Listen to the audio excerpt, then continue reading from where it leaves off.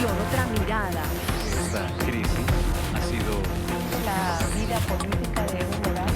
Este es un tema que ocupa a los Estados Unidos y we are delighted to be here. Desde adentro con Andrea Bernal.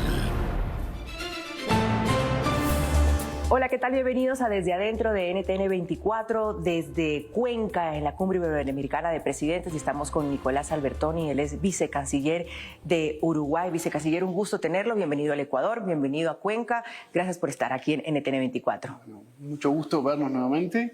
La verdad es que esta ciudad es maravillosa. Yo había escuchado de Cuenca, pero verla y vivirla, la verdad que sorprende. A muchos les ha sorprendido, es verdad. Es lo más bonito que tiene el Ecuador.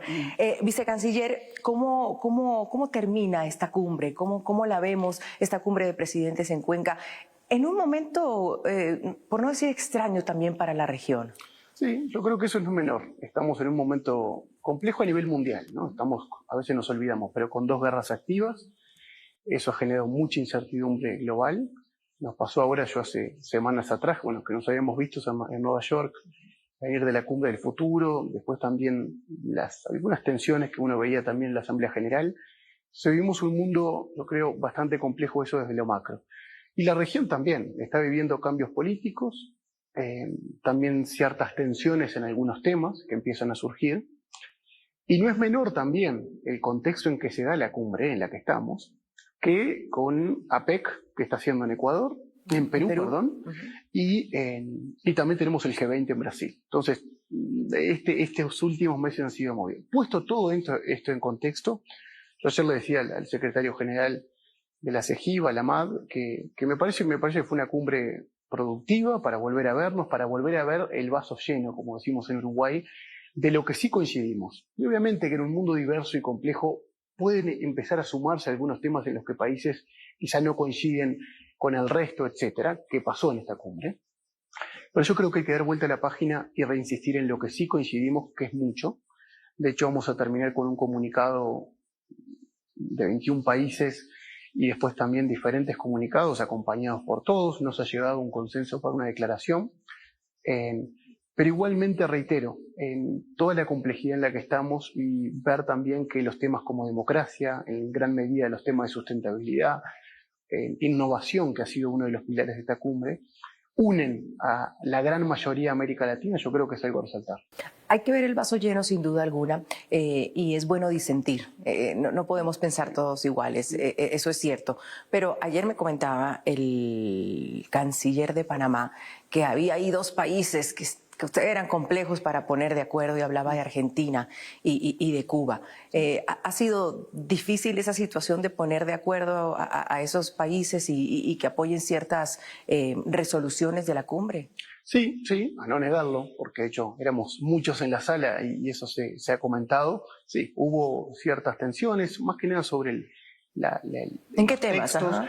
Sin negarlo, estaba el tema del bloqueo, que sabemos que Argentina se ha posicionado de una forma fuerte, que ha implicado cambios en su Cancillería, y por el lado de Cuba, también de que sea realmente consensuado y que todos los documentos que surjan incluyan el bloqueo.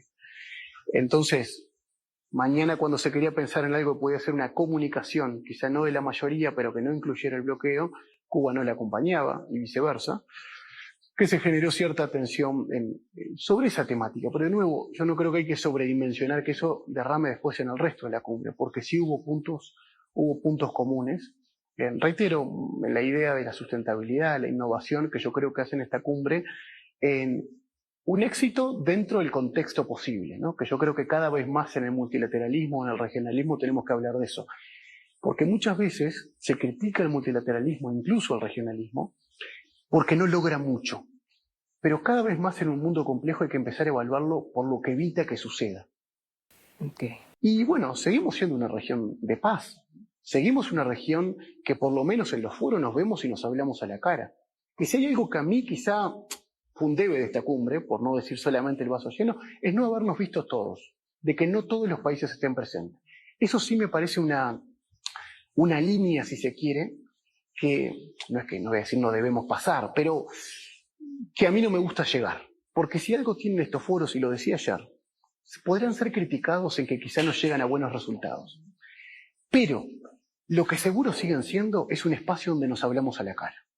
Y a mí ayer me hubiera gustado haberle dicho a Venezuela de que si el 10 de enero no hay un cambio de gobierno, para un presidente legítimamente electo, estamos consolidando una nueva dictadura en América Latina.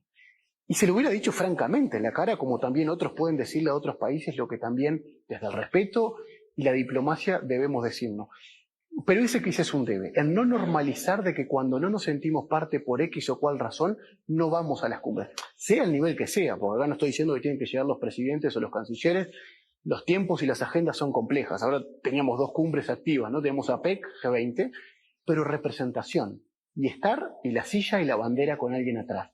Ese es un detalle que yo creo, de nuevo, se dio por diferentes contextos que algunos países no tuvieran, pero que más allá de las declaraciones, de los textos no acordados o acordados, quizá es eso en lo que no debemos pasar mañana, en que todos los países debemos estar presentes. Digamos que desde la diplomacia, voy a interpretarlo así, pueden decir, bueno, es que las agendas, los países, cada uno con sus temas, el tema de las inundaciones, nos decía ayer Panamá, lo mismo Colombia. Uruguay, las elecciones. Exactamente, otros países pues tenían otras cosas, otras agendas, pero pues también desde la opinión pública o de quienes puedes cuestionar este tipo de cumbres dicen, ni un presidente latinoamericano en Cuenca, en Ecuador. ¿Eso dice algo también de la región? ¿O nos quedamos en que se les cruzaron las agendas? Sí, no me voy a poner a argumentar algo cuando sí, es muy lógico. A mí también me llamó la atención, lo admito, y debo ser sincero en eso. Ver los 3 presidentes ibéricos. Bueno, estuvo también el vicepresidente de El Salvador. Sí, señor. Hablo por Uruguay. Extremamos todo hasta último momento, pero la verdad que estamos en el corazón de una elección, a pocos días de una elección nacional que va a definir. No es que diga que no está bien representado, ¿no? Bueno, no, pero... Eso le dije a varios cancilleres. No es que diga que está mal representada. Nosotros decimos perdón por tan poco. Sí. Pero no, hablo por mi presidente, que sé que hasta último momento, y fui testigo de ello, estuvo viendo la posibilidad de venir, pero así no pudo ser. Y de nuevo, y el canciller estrictamente, pues estamos compartiendo uno G20, otro, y además que hemos sido invitados oficialmente como observadores al G20 por Brasil, y creíamos que también teníamos que tener una presencia importante, así que fue esa la subdivisión de tareas. Pero no vamos a negar, yo creo que ahí va a llevar, me parece, un tiempo de reflexión, porque no tendría algo inmediato, porque quizá vamos país por país y puede haber una razón justificada, pero que en más de 15 casos, estadísticamente cuesta pensar que haya razón justificada para casi 15 casos, ¿no? Que es lo que deberíamos llegar.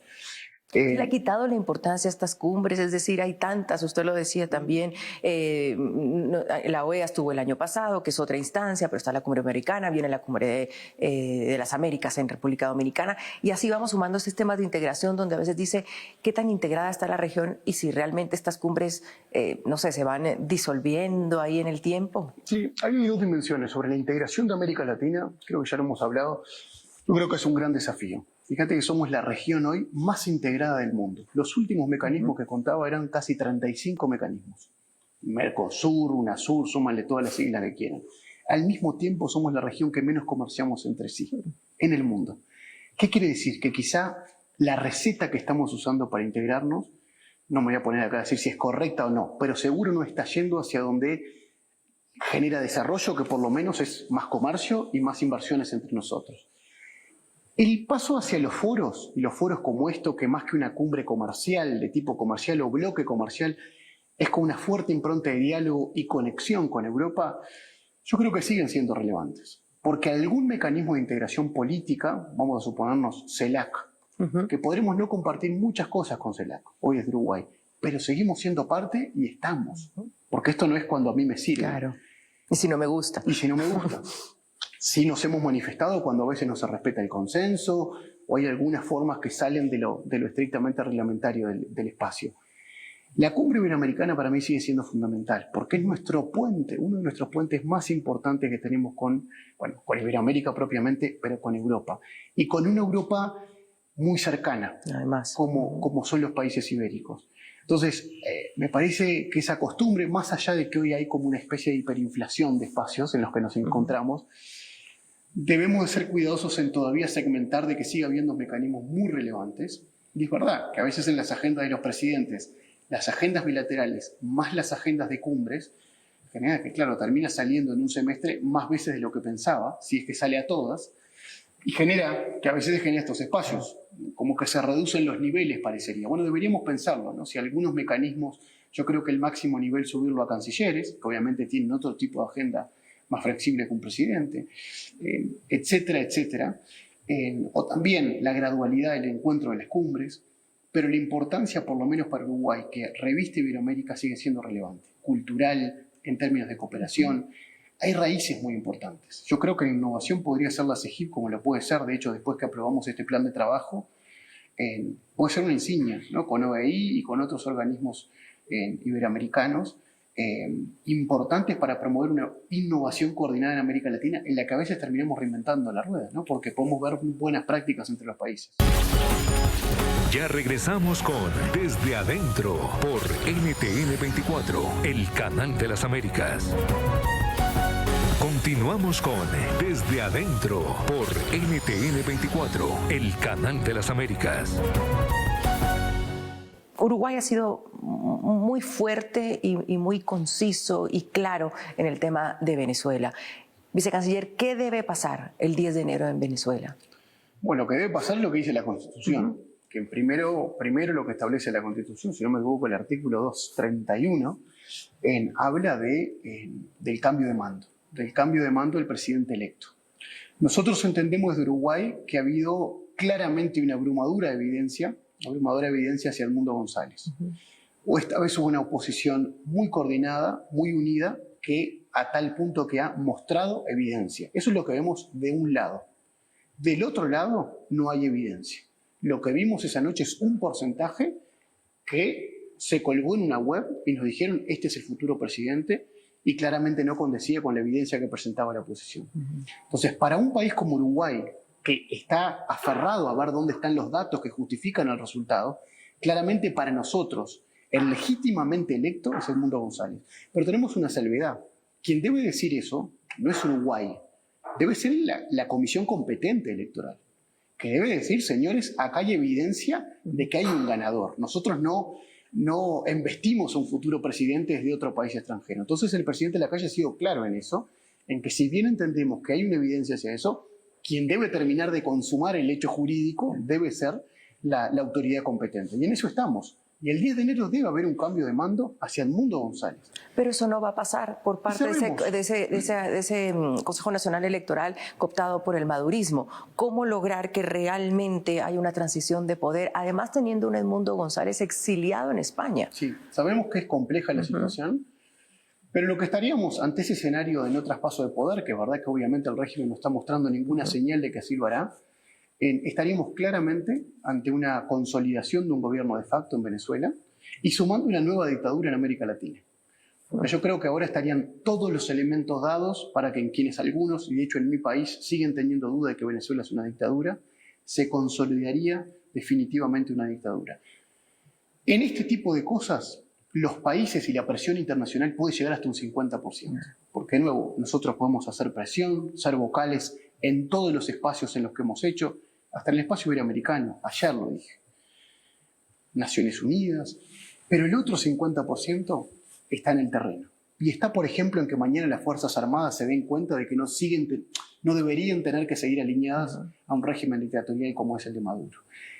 También otro componente que se tiene que dar cuando uno ve los antecedentes en la historia, que la oposición esté unida. Y creemos que en este caso, en gran medida se da, con todos los esfuerzos, se está dando. Pero bueno, ese porcentaje final, lamentablemente no queda otra posibilidad que esperarlo del lado del país. Y bueno, y hasta ahí es donde puede llegar. Somos Uruguay, que hoy es la democracia más sólida de América Latina, por eso nos sentimos no solo con el compromiso, sino con la obligación de estar diciendo estas cosas. Y perdón, pero a veces quizás nos ven demasiado insistentes con el tema, pero sin instituciones sólidas y sin decirnos estas cosas de que estamos sumando cuando en realidad en el mundo las dictaduras propiamente vienen diluyéndose. Quizá los desafíos a la democracia es otro tema, pero las dictaduras propiamente, sin posibilidad de elección, son pocas en el mundo, las hay, y ejemplos milenarios en algunos casos, pero en América Latina darnos el lujo de que ante nuestros ojos una transición que era una democracia como Venezuela, que se consolide una dictadura es un elemento no menor.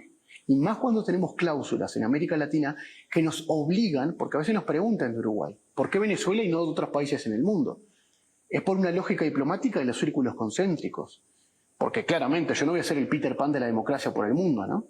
Pero al mismo tiempo los países cercanos y con los que tengo cláusulas democráticas, como por ejemplo en el ámbito de Mercosur, Claro. yo debo decirlo y debo denunciarlo. Ahora, el deber de. Exactamente. Ahora, hay un interés también en Uruguay en estos momentos, porque primero ustedes han alertado de un no viaje a Venezuela a sus ciudadanos y también entiendo que están atentos a un ciudadano uruguayo que no saben nada de él y llegó a Venezuela. Sí, ya estamos casi llegando al mes de un uruguayo que cruzó por Táchira, no era la primera vez que entraba a Venezuela, y se pierde su paradero en la frontera Colombia-Venezuela. Hicimos desde el primer momento, cuando la familia se comunica con nosotros, todas las averiguaciones. No hemos tenido ninguna cooperación de parte inicial cuando hicimos consultas con la policía y demás, con el SEBIN, de saber su paradero. Nos comunicamos con ONGs que siguen a presos políticos y bueno, hay diferentes hipótesis. La peor sería que esté en el helicoide, que sabemos que es el centro de tortura del régimen, pero hasta el día de hoy no tenemos y no sabemos su paradero. Eso nos llevó como país a dar una señal hacia nuestros ciudadanos que habiendo tenido un ciudadano desaparecido, que habiéndonos comunicado oficialmente con las autoridades competentes y no teniendo respuesta, no nos queda otra que decirle a nuestros ciudadanos: no promovemos los viajes a Venezuela, porque en términos de Estado, cuando sucede una situación de crisis no tenemos ninguna garantía de que mañana ante una situación de emergencia el Estado, la contraparte responda. Se suma que Maduro ha decidido, porque se ha enojado, vaya a saber por qué, porque nosotros lo que siempre hemos pedido es evidencia, claridad y transparencia en las elecciones, nos ha expulsado nuestra diplomática. Que teníamos una embajadora de carrera que hacía pocas semanas había llegado. Sí que de Uruguay no se puede negar que hubo siempre una intención de diálogo, porque como dijo nuestro presidente, la relación es entre estados, no entre gobiernos. Asimismo, nos echó el cuerpo diplomático y hoy no tenemos un instrumento para hacerlo. Quedaban funcionarios administrativos, y he hecho una funcionaria administrativa y con funcionarios locales, y cuando le hacemos que vaya a la Cancillería, esto sucedió hace pocas horas, que vaya a la Cancillería para decir: señores, ¿dónde está este ciudadano? Si nos pueden colaborar con la búsqueda, la Cancillería dice que se vaya también esa funcionaria. Es algo como, ya no sabemos ya no es solo aislacionista, sino parece hasta irracional, porque por lo menos le estoy pidiendo la respuesta de mi ciudadano antes que usted se enoje. No solo no hemos tenido respuesta al momento, que cierra con una frase de: bueno, averiguaremos del paradero del uruguayo. ¿Vivía en Colombia? No, vivía en Estados Unidos. Okay. Es un ciudadano obviamente ciudadano uruguayo, que por eso es nuestro también interés, pero estrictamente estaba hace algunos años radicado en Estados Unidos. Ya regresamos con Desde Adentro por NTN 24, el canal de las Américas. Continuamos con Desde Adentro por NTN 24, el canal de las Américas. Hablando de Venezuela, pero siguiéndolo con otra mirada, ahora desde Estados Unidos. Habrá el 20 de enero un nuevo gobierno en Estados Unidos que será de Donald Trump. Y hay quienes dicen que las políticas de Donald Trump pueden empezar a presionar mucho más, porque ya vimos los 4 años también de Donald Trump a Venezuela. ¿Cómo se ve un Estados Unidos y una región con Donald Trump de presidente en Estados Unidos? Bueno, nosotros con mucha expectativa. Yo a veces insisto en que esto no va a ser implicar para un país como Uruguay, con valores democráticos, que compartimos la defensa de los derechos humanos, como también los Estados Unidos, no va a ser ni mejor ni peor, va a ser de una buena continuidad.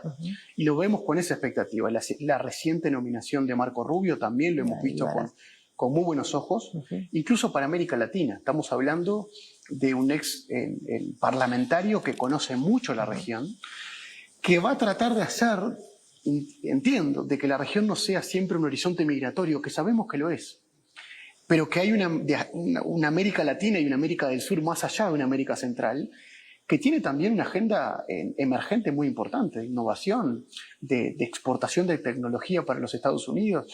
Yo creo que en eso tenemos expectativa, y también a no negar, que se ha mencionado por estos días, la cercanía del presidente Trump con el presidente Milei, que va a generar, de hecho el presidente Milei tengo entendido que ya ha tenido una reunión con el presidente Trump, sí, que bienvenido sea si esa es Si nos sirve. la excusa para que se acerque a América del Sur y al Cono Sur, que también a no negarlo, yo creo que en los últimos periodos puede ser razones de pandemia, razones de guerra, hay muchos otros focos en los que ha estado Estados Unidos, pero es cierto que todavía hay un debe con América del Sur concretamente, ¿no? De hecho, basta verlo con visitas oficiales a la región, a no ser por cumbres, visitas bilaterales, y es una región que sigue pidiendo, por lo menos en el caso de Uruguay, y demostrando que tenemos muchos lazos de unidad con Estados Unidos. Entonces, hay que empezar a materializarlos. APEC había sido ahora un instrumento muy importante, la Alianza para el Progreso de las Américas, lanzada por el presidente Biden en California. Lo vemos como un buen instrumento, ojalá que siga. Y bueno, si el presidente Trump decide cambiarlo por otro instrumento...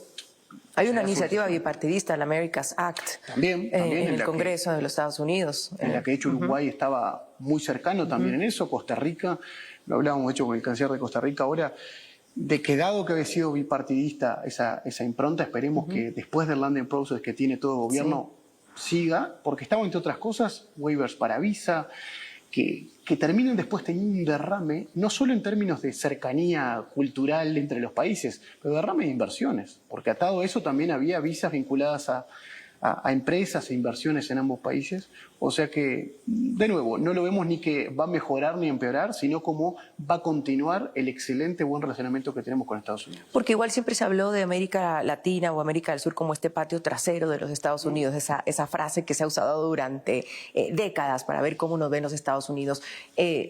Con Trump hay una luz, es decir, hay quienes preguntaban ¿qué le conviene más a América Latina antes de elecciones? Ya ganó Trump, pues está Donald Trump. ¿Le conviene? Yo no soy muy amigo de esos contrafácticos, no quiero hubiera servido si Kamala Harris... Exacto. Es el presidente que vamos a tener, es un presidente que también ya conocemos, ¿no? En términos, de hecho, el último periodo estrictamente parte del presidente Lacalle fue todavía con el presidente Trump activo. ¿Y puede pasar algo en Venezuela, que era la pregunta inicial? Acuérdese cuando estaba Donald Trump fue en que empezaron todas las sanciones más fuertes y que incluso se decía que se iban a meter militarmente y fue toda una polémica alrededor de cuál era la visión que tenía Estados Unidos en ese momento en Venezuela. ¿Puede haber otro tipo de presión y sobre todo teniendo a Marco Rubio ahí como jefe de Estado, como secretario de Estado? Es innegable pensar de que sí puede haber un cambio de ritmo o de frecuencia sobre el tema Venezuela en la Casa Blanca. Pero bueno, eso lo veremos a qué medida llegará y a qué grado llegará, porque también se suma a otro hito que vamos a tener ahora el 10 de enero, a pocos días de un futuro presidente de Estados Unidos asumido, que creo que va a reverdecer el tema en enero de Venezuela, y puede ver que ahí haya un cambio de frecuencia. En términos generales nosotros lo vemos, de nuevo, con expectativa. También no negamos que puede ser positivo esa cercanía que hay entre el presidente Milei y el presidente Trump hacia el Cono Sur. Así que en todos los escenarios verán en Uruguay siempre un país activo para seguir vinculándose con Estados Unidos, en los términos que ya lo estamos haciendo, de cooperación, de temas estratégicos, pero también en comercio, que todavía ahí sigue quedando un debe, ¿no? De acercarnos más comercialmente, sea a través de un tratado de libre comercio o el rótulo que se le quiera poner. Nosotros tenemos de hecho un acuerdo marco muy amplio, que ahí hemos puesto los temas nuevos, pero creemos que es hora, dado el buen vínculo que tenemos Uruguay y otros países en la región, de dar un paso más, de decirnos que estamos haciendo las cosas bien y materializarlas. Pues, vicecanciller, le agradezco por esta conversación aquí en NTN 24. Hemos hablado de todo el continente y más allá. Todo. Le agradezco muchísimo y seguro seguimos en contacto y bienvenido siempre a NTN 24. Un gusto como siempre. Gracias, vicecanciller, muy amable.